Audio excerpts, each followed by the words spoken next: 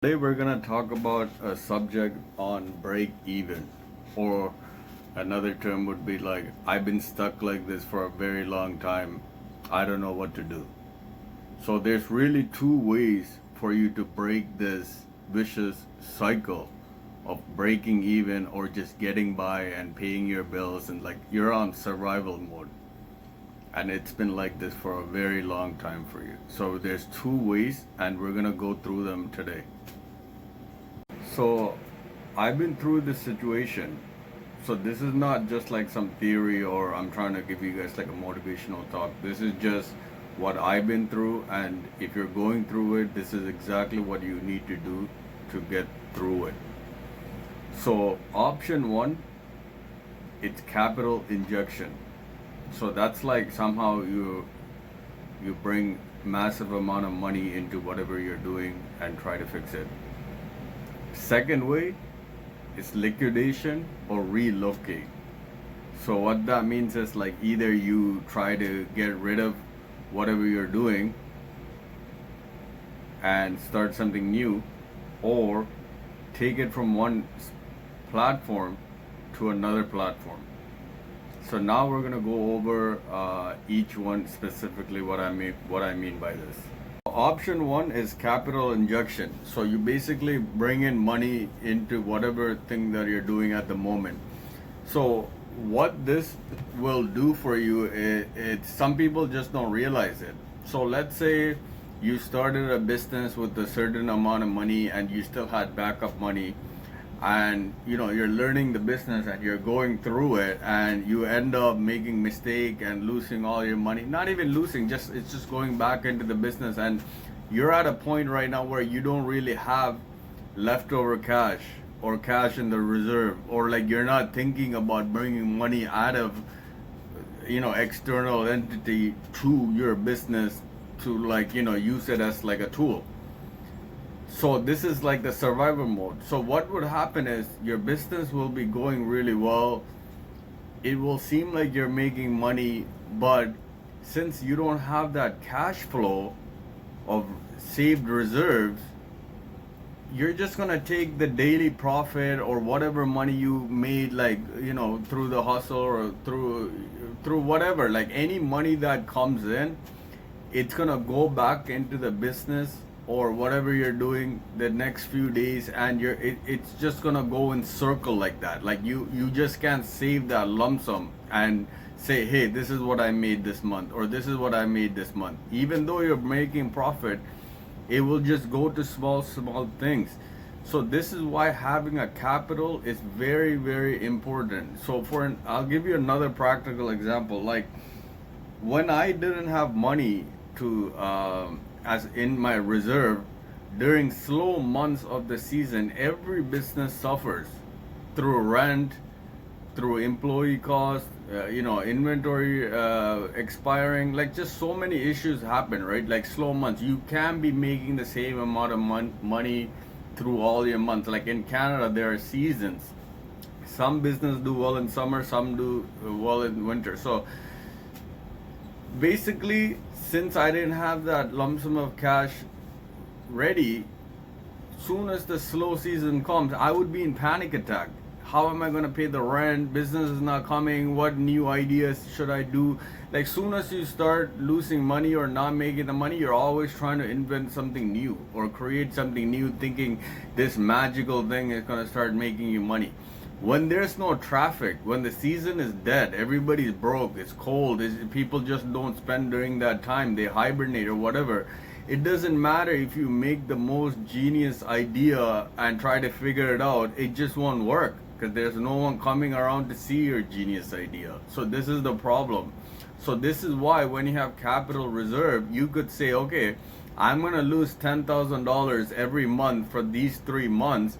Let me just use his money, put it in there, put it towards it without stressing unnecessarily, and just wait for an opportunity to collect that money back during those other months. So this way it frees up your stress, and it's like you kind of predict what's going to happen and you just do it in advance instead of overdoing everything. So this is why capital is one of these issues that could solve your problem. People really don't think about it. They get really comfortable with their life or whatever they're doing, and they don't want to go out of their way and to do another initial investment. They already pumped so much money into their current business, or like, they always have an excuse. But majority of the time, they're so comfortable with their life, not in like a profit way. It's just like it's just too much stress or too much like making this new move, or they don't even think of this option. They just think, let me just get by. So this is the only way. So if you, not the only way, one of the ways. So if you do this, and your business is doing well, or like you're like in the positive way, like even if you're breaking even all these months and years, like you did positive, like you've been going up, you've been learning experience, you've been building your business better, like you've been still going up, but you just can't see it. This is what I mean. Then this is what you have to do: bring in money to solve that situation. Now, option 2 is liquidation. So in liquidation, there's two subcategories. One would be liquidation, and another one is relocation. So I'll give you a brief definition. So liquidation means whatever you're doing, you got to get rid of it and get the cash out of it. This is the one. Second one is relocation. It's like whatever you're doing, it might be doing really well, or you might be happy with it, but it's just not enough. It's not working out at the moment for you for some kind of external reason. Like maybe there's COVID-19 happening and your business is there and it's just not working, or there's some kind of a strike in front of your store, or like just something you can't predict, or it's just a slow area that you picked the wrong location for your business. Like you went and put like a high-end coffee shop at like the ghetto, where they're expecting like a $2 coffee, but your coffee might be $8 and it's worth $20. So this is the other categories. So when we're talking about relocating or relocation as one of the topics, or one of the things that options that you have to do, it's, let's just say your business is perfect. Everything in your business is amazing, but the external situation is messed up. So your business is so good, but you put your store, let's say you have a retail store, and you put it behind a building or beside a building, and the view is blocking your spot, so a lot of people can't see it, or you're just not getting the amount of traffic you need to do. Or your business is so good, but you opened it in like a very low populated area. Let's say there's only 100 people living around you. Or you opened it in the wrong demographic area, like financially, let's say. It's like you're targeting like high-end multi-millionaires, but you went and opened it in some ghetto where there's low-income people there, right? So it could be that. So what you have to do is you have to kind of suck it up and not think of it like, oh, I failed, or I made a bad move at this spot. No, you have to look at it like, this is what I have to do to start getting my momentum again, instead of being in this stuck situation. And you have to relocate. You have to either find a different location, or maybe let's say you're doing something on the internet and the website is not working, so maybe you might have to get a real physical store. Or maybe you have a physical store and the rent is too high. Maybe you have to go smaller into something else, or maybe you have to get into e-commerce. So you have to kind of relocate your business. Like if you believe in your business and you felt like for the past previous years, or however many long time that you've been doing that thing, business or whatever you've been doing, and you've been going up like through experience, you've been building like better like characters about like your self thing. You've been building your business better, you've been investing in your business, even though you haven't seen the actual lump sums of cash, but like you've been going positive. Then this might be the situation. Maybe your business is good, but the location is bad, or the platform is bad, or wherever you're doing it is bad.